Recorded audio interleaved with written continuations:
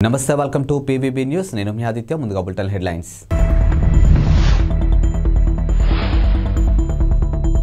ప్రధాని మోదీని ఎవరూ భయపెట్టలేరు రష్యా అధ్యక్షుడు పుతిన్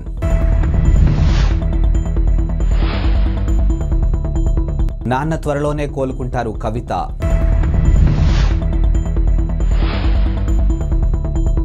రెవెన్యూ విలేజ్ గా ప్రొఫెసర్ జయశంకర్ స్వగ్రామం అక్కంపేట ఆదేశాలు జారీ చేసిన ప్రభుత్వం భారత ప్రధాని నరేంద్ర మోదీపై రష్యా అధ్యక్షుడు పుతిన్ మరోసారి ప్రశంసల వర్షం కురిపించారు.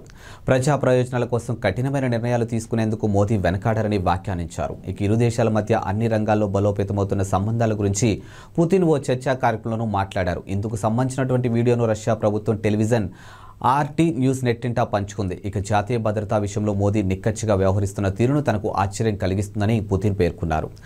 నిజం చెప్పాలంటే ఒక్కసారి నేను కూడా మోదీ ప్రజా ప్రయోజనాల దృష్ట్యా తీసుకున్న నిర్ణయాలు చూసి ఆశ్చర్యపోతామంటూ అని పేర్కొచ్చారు. ఇక జాతీయ ప్రజా ప్రయోజనాలకు విరుద్ధమైన నిర్ణయాలు తీసుకోవాలంటూ మోదీని ఎవరూ బలవంత పెట్టలేరని బెదిరించలేరని ఆయనపై ఎలాంటి ఒత్తిళ్లు ఉన్నాయని మాత్రం నాకు తెలుసు ఇక అని పుతిన్ పేర్కొన్నారు. కాగా గత నెలలో వచ్చు G20 సమ్మిట్లో కూడా పుతిన్ మోదీని పొగడ్తలతోనూ ముంచెత్తారు. బీఆర్ఎస్ అధినేత మాజీ ముఖ్యమంత్రి కేసీఆర్ నిన్న అర్ధరాత్రి గాయపడిన సంగతి తెలిసిందే. ఇక ఫామ్ హౌస్ లోని బాత్రూంలో ఆయన కాలు జారి పడ్డారు. ఈ ప్రమాదంలో ఆయన తుంటి ఎముకకు ఫ్రాక్చర్ అయింది. ఇక ప్రస్తుతం ఆయన సోమాజిగూడలోని యశోద ఆసుపత్రిలో చికిత్స పొందుతున్నారు. ఈ నేపథ్యంలో కేసీఆర్ కుమార్తె ఎమ్మెల్సీ కవిత ఎక్స్ ట్వీట్ గా స్పందిస్తూ కేసీఆర్ గారికి స్వల్ప గాయమైందని ప్రస్తుతం ఆయన ఆసుపత్రిలో వైద్య నిపుణుల పర్యవేక్షణలో ఉన్నారని తెలిపారు. ఇక అందరి ప్రార్థనలు ఆకాంక్షలతో నాన్న త్వరలోనే కోలుకుంటారని చెప్పారు. మీ అభిమానానికి ధన్యవాదాలని ట్వీట్ చేశారు. తెలంగాణ సిద్ధాంతకర్త ప్రొఫెసర్ జయశంకర్ స్వగ్రామమైనటువంటి హన్మకొండ జిల్లా ఆత్మకూరు మండలంలోని అక్కంపేటను రాష్ట్ర ప్రభుత్వం రెవెన్యూ గ్రామంగా గుర్తిస్తూ నిన్న ప్రాథమిక నోటిఫికేషన్ జారీ చేసింది. ఇక ముఖ్యమంత్రి రేవంత్ రెడ్డి ఆదేశాలతో ప్రధాన కార్యదర్శి శాంతికుమారి నోటిఫికేషన్ విడుదల చేశారు. ఇక అక్కంపేట ప్రస్తుతం పెద్దాపూర్ రెవెన్యూ గ్రామంలో భాగంగా ఉంది. అలాగే ముఖ్యమంత్రి ఆదేశాలతో ఆదిలాబాద్ జిల్లా ఇంద్రవెల్లి బి గ్రామంలో అమరవీరుల స్తూపం సమీపంలో స్మృతివనం అభివృద్ధి సుందరీకరణ కోసం ఎకరం భూమిని కేటాయిస్తూ ప్రభుత్వం మరో నోటిఫికేషన్ జారీ చేసింది. బీఆర్ఎస్ అధినేత కేసీఆర్ కు తుంటి ఎముక విరిగిన సంగతి తెలిసిందే. ఇక ఫామ్ హౌస్ లోని బాత్రూమ్ లో ఆయన పట్టు తప్పి కాలు జారి పడ్డారు. ఇక ప్రస్తుతం ఆయన సోమాజిగూడలోని యశోద ఆసుపత్రిలో చికిత్స పొందుతూ ఉన్నారు. కేసీఆర్ తుంటి ఎముక 2 చోట్ల విరిగినట్లు వైద్యులు గుర్తించారు. ఈ ఉదయం 11 గంటలకు ఆయన ఆపరేషన్ నిర్వహించినట్లు తెలుస్తుంది. ఇక తుంటి ఎముకకు స్టీల్ ప్లేట్లు అమర్చే అవకాశం ఉన్నట్లు సమాచారం. ఇక కేసీఆర్ కోలుకోవడానికి 4 నుంచి 6 నెలల సమయం పట్టొచ్చని చెప్తూ ఉన్నారు డాక్టర్లు. మరోవైపు ఆసుపత్రిలో కేటీఆర్, హరీష్ రావు, కవిత ఉన్నారు. విరాట్ కోహ్లీ, రోహిత్ శర్మ ఇండియన్ క్రికెట్ కి దశాబ్దాలుగా వీరు అందిస్తున్న సేవలు అసామాన్యం. ఇక 2022 T20 ప్రపంచ కప్ సెమీఫైనల్లో ఇంగ్లాండ్ చేతిలో ఓటమి తర్వాత వీరిద్దరూ T20లకు దూరం అయ్యారు. ఇక వీరిద్దరి స్థానంలో యువ ఆటగాళ్లకు అవకాశం లభిస్తూ జట్టులో కదం తొక్కుతున్నటువంటి యువ ఆటగాళ్లు అపురూప విజయాలు అందిస్తూ ఉన్నారు. ఇక నీరుడు న్యూజిలాండ్లో జరిగినటువంటి 3 మ్యాచ్ల సిరీస్ను చేజెక్కించుకున్నారు. ఇక ఆసియా క్రీడల్లో భారత యువ జట్టు స్వర్ణం గెలుచుకుంది. తాజాగా ఆస్ట్రేలియాను 4-1తో ఓడించి సిరీస్ను కైవసం చేసుకుంది. ఇక వచ్చే ఏడాది అమెరికా, వెస్టిండీలతో జరగనున్నటువంటి T20 ప్రపంచ కప్లో కోహ్లీ, రోహిత్ శర్మ తప్పకుండా ఆడతారు. ఇందులో ఎలాంటి సందేహము లేదు. అయితే 2022 T20 ప్రపంచ కప్ తర్వాత భారత జట్టులోకి దాదాపుగా డజన్ మంది యువ ఆటగాళ్లు అరంగేట్రం చేశారు. ఇక వీరిలో రుతురాజ్ గైక్వాడ్, శుభమున్ గిల్, యశస్వి జైస్వాల్, ఇషాన్ కిషాన్, రింకు సింగ్, తిలక్ వర్మ తదితరులు ఉన్నారు. వీరందరూ అద్భుతంగా రాణిస్తూ ఉన్నారు. అంతేకాదు వీరి వయసు కూడా 26 ఏళ్ల లోపే ఉంటుందని వెల్లడించారు. కెనడాలోని జీవన వ్యయాలు పెరుగుతున్న నేపథ్యంలో ప్రభుత్వం విదేశీ విద్యార్థుల నిబంధనలు మరింత కఠినంతరం చేసింది. ఇక కాస్ట్ ఆఫ్ లివింగ్ నిబంధనల కింద విదేశీ విద్యార్థులు కనీసం $15.181 సిద్ధం చేసుకోవాలని తేల్చి చెప్పింది. విద్యార్థుల ట్యూషన్, ప్రయాణాల ఖర్చులకు ఇది అదనమని వివరించింది. ఇక గతంలో ఈ మొత్తం $7.357 ఉండేది. 2000లో చివరిసారిగా ఈ కాస్ట్ ఆఫ్ లివింగ్ నిబంధనలు మార్పులు చేశారు. ఇక కాలం గడిచే కొద్దీ కెనడాలో జీవన వ్యయాలు పెరుగుతున్నాయని ప్రభుత్వం తన ప్రకటనలోనూ పేర్కొంది. ఈ మేరకు కాస్ట్ ఆఫ్ లివింగ్ నిబంధనలో మార్పులు లేకపోవడంతో కెనడాకు వచ్చే విదేశీ విద్యార్థులు తమ వద్ద ఉన్నట్టు నిధులు సరిపోగా ఇబ్బందులు పడుతున్నారని వివరించింది. కెనడాలోని విదేశీ విద్యార్థులకు ఎటువంటి ఇబ్బందులు తలెత్తకూడదనే తమ ఉద్దేశమని చెప్పింది. ఇక విదేశీ విద్యార్థులను ఆహ్వానించడంతో పాటు వారికి ఇబ్బందులు లేకుండా చూడడం కూడా తమ వైపు బాధ్యత అని తెలిపింది. ఇకపై ఏటా కాస్ట్ ఆఫ్ లివింగ్ నిబంధనలతో అప్పటి ఖర్చుల మేరకు మార్పులు చేస్తామని పేర్కొంది. వచ్చే ఏడాది సెమిస్టర్కు మునుపు వీసాలు జారీని తగ్గించడంతో పాటు ఇతర చర్యలు చేపట్టబోతున్నట్టు పేర్కొంది. తద్వారా కెనడా యూనివర్సిటీలు తమ వద్ద చదువుకుంటున్నటువంటి విదేశీ విద్యార్థులకు అవసరమైన సౌకర్యాలు కల్పించగలమని తెలియజేసింది. తెలంగాణ ముఖ్యమంత్రిగా నిన్న ప్రమాణ స్వీకారం చేసిన రేవంత్ రెడ్డి అప్పుడే అప్పుడే తన మార్క్ ఏమిటో చూపించుకున్నారు. ఇక ఈ రోజు ఉదయం 10 గంటలకు జ్యోతిరావు పులే ప్రజాభవన్లో ఆయన ప్రజా దర్బార్ నిర్వహించనున్నారు. ఈ ప్రజా దర్బార్ కార్యక్రమంలో రేవంత్ తో పాటు డిప్యూటీ సీఎం మల్లు భట్టి విక్రమార్క ఇతర మంత్రులు పాల్గొననున్నారు. ఇక ప్రజా దర్బార్లో ప్రజా సమస్యల పరిష్కారం కోసం ప్రజల నుంచి వినతులు స్వీకరించనున్నారు. కాంగ్రెస్ పార్టీ గెలిచిన వెంటనే మీడియాతో రేవంత్ మాట్లాడుతూ ప్రగతి భవన్ను సచివాలయం అందరికీ అందుబాటులో తీసుకొస్తామని ఆయన ప్రకటించారు.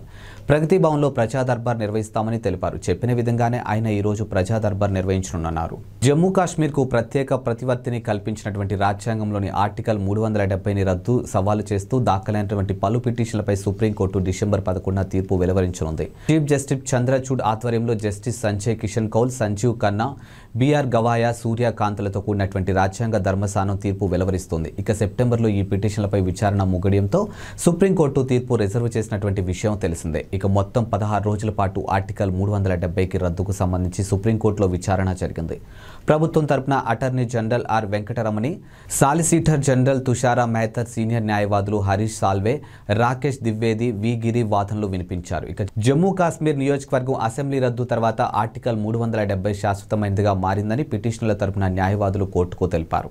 రాజ్యాంగ సవరణలకు అవకాశం కల్పించే ఆర్టికల్ 368 ద్వారా ఆర్టికల్ 370ని రద్దు చేయలేమని స్పష్టం చేశారు. రాష్ట్రంలో విద్యుత్ పరిస్థితి గందరగోళంగా ఉందని, విద్యుత్ పరిస్థితిపై సమగ్ర నివేదిక ఇవ్వాలని ముఖ్యమంత్రి రేవంత్ రెడ్డి అధికారులను ఆదేశించారు. ఇక కేబినెట్ సమావేశంలో విద్యుత్ పరిస్థితిపై విస్తృతంగా చర్చ జరిగింది. ఈ సందర్భంగా రేవంత్ రెడ్డి మాట్లాడుతూ సీఎండీపై చర్యలు తీసుకునే అవకాశం ఉందా అని రేవంత్ రెడ్డి అధికారులను ప్రశ్నించారు. ఇక శుక్రవారం జరుగుతున్నటువంటి సమీక్షకు సీఎండీని కూడా పిలవాలని ఆదేశించారు. ఇక సీఎండీ రాజీనామాను ఆమోదించవద్దని అన్నారు. ఇక 6 గ్యారెంటీలపై కర్ణాటకకు వెళ్లి అధ్యయనం చేయాలని సూచించారు. ప్రజల ఆకాంక్షల మేరకు అధికారుల పనితీరు ఉండాలని సూచించారు. ఇక అధికారులు సమర్థవంతంగా పనిచేయకుంటే ప్రభుత్వానికి ఇబ్బందులు వస్తాయని హెచ్చరించారు.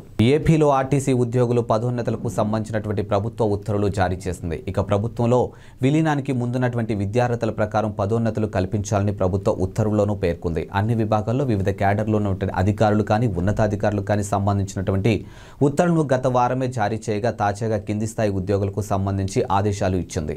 వీరికి ప్రభుత్వంలో విలీనం తర్వాత ఇతర శాఖల్లో ప్రభుత్వ ఉద్యోగులుగా మాదిరిగా పదోన్నతులు కల్పించడానికి ఇబ్బందులు వచ్చాయని, గతంలో తక్కువ విద్యార్హతలతోనే డ్రైవర్, మెకానిక్ వంటి అనేక పోస్టులు ఆర్టీసీలో ఉద్యోగాలు పొందారని, ఇప్పుడు పదోన్నతులు కల్పించడానికి ప్రభుత్వ నిబంధనలు ఆటంకంగా మారాయి. దీంతో విలీనానికి ముందున్న పాత విద్యార్హతల ప్రకారమే పదోన్నతులు కల్పించేలా సర్కారు ఆదేశాలు ఇచ్చింది. దీనికి సీఎం, సీఎస్, ఆర్టీసీ ఎండీకి, ఎంఎన్యూకి అధ్యక్ష ప్రధాన కార్యదర్శులు పివి రమణారెడ్డి, వై శ్రీనివాసరావు కృతజ్ఞతలు తెలియజేశారు. హీరో నితిన్ తన కెరియర్లో హిట్ల కంటే ఫ్లాప్లే ఎక్కువగా చూశారు. ఇక దీనికి కారణం ఎక్కువగా రొటీన్ సినిమాలు చేయడమే. అలా అని ప్రయోగాత్మకంగా చేసిన సినిమాలన్నీ ఆడేశాయా అంటే అది కూడా జరగలేదు. కాకపోతే ఆయన కొత్తగా చేసినటువంటి ప్రయత్నాలు మాత్రం ఫలించాయి. ఇక 2005 నుంచి 2011 వరకు అంటే సుమారు 6 ఏళ్లలో నితిన్ ఒక్క హిట్టు కొట్టలేదు. ఈ 6 ఏళ్లలో ఆయన 6 సినిమాలు చేస్తే అన్ని డిజాస్టర్లు అయ్యాయి. ఇక 2012లో వచ్చినటువంటి ఇష్క్ సినిమాతో నితిన్కు బ్రేక్ ఇచ్చింది. ఈ సినిమాలో మళ్ళీ నితిన్ కెరియర్ గాడిలో పడింది. ఇక అక్కడి నుంచి నితిన్ సినిమాలకు మంచి మార్కెట్ ఏర్పడింది. టీడీపీ జాతీయ ప్రధాన కార్యదర్శి నారా లోకేష్ పాదయాత్ర ఉమ్మడి తూర్పుగోదావరి జిల్లాలో ఉంది. ఈ నెల 17న యువగలం విశాఖలో ముగియనుంది. తూర్పుగోదావరి తర్వాత విశాఖ జిల్లాలోకి అడుగు పెడుతుంది. ఈ క్రమంలో మాజీ మంత్రి, పోలిట్ బ్యూరో సభ్యుడు చింతకాయల అయ్యన్న పాత్రుడు పేరుతో కొన్ని ట్వీట్లు వైరల్ అవుతూ ఉన్నాయి. లోకేష్ పాదయాత్రకు సహకరించిన అంటూ అయ్యన్న వ్యాఖ్యలు చేసినట్లు కొందరు టీడీపీ కార్యకర్తల పేరుతో ట్వీట్లు వైరల్ చేస్తూ ఉన్నారు. ఈ క్రమంలో టీడీపీ స్పందించింది. అవన్నీ ఫేక్ అంటూ క్లారిటీ ఇచ్చారు. ఇక వైసీపీ అధికారికంగా చేయిస్తున్నటువంటి ఫేక్ పోస్టులు ఇవన్నీ అని, ఈసారి టీడీపీ సీనియర్ నేత అయ్యన్న పాత్రుడిపై పెట్టినటువంటి ఫేక్ పోస్ట్ ఇది అని, ప్రజలారా, కార్యకర్తలారా వైసీపీ ఫేక్ పోస్టులు నమ్మకండి అంటూ టీడీపీ ట్వీట్ చేసింది. ఇక ఈ ఫేక్ ట్వీట్ల విషయంలో జాగ్రత్తగా ఉండాలని అన్నారు. గతంలో కూడా టీడీపీ పేరుతో కొన్ని ఫేక్ ప్రెస్ నోట్లు కూడా వైరల్ అవుతున్న సంగతి తెలిసిందే. విశాఖపట్నంలోని ఏఎస్ రాజా గ్రౌండ్స్ వేదికగా జరిగినటువంటి బహిరంగ సభలో జనసేన అధినేత పవన్ కళ్యాణ్కి కీలక వ్యాఖ్యలు చేశారు.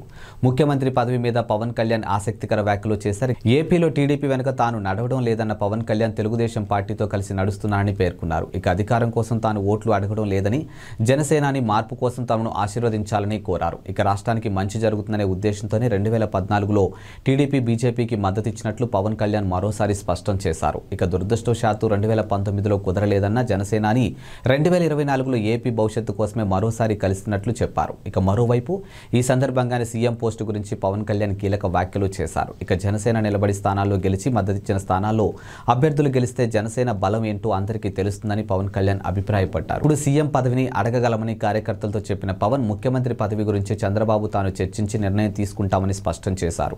ఇక జీవితంలో ఇప్పటికే ఎన్నో ఓటములు ఎదుర్కొన్నానని పవన్ కళ్యాణ్ పేర్కొన్నారు. ఇక తాను బతికి ఉన్నంత వరకు జనసేన పార్టీ మరో పార్టీలో విలీనం చేయనని స్పష్టం చేశారు. ప్రజారాజ్యంలో జనసేన మారబోతుందన్న జనసేనాని మీ అభిమానం ఓట్లుగా మారాలని కార్యకర్తలను కోరుకున్నారు. ఇవి ఇవాల్టి బులెటిన్ అప్డేట్స్. మరో బులెటిన్తో మళ్ళీ కలుద్దాం. అంతవరకు సెలవు. నమస్కారం.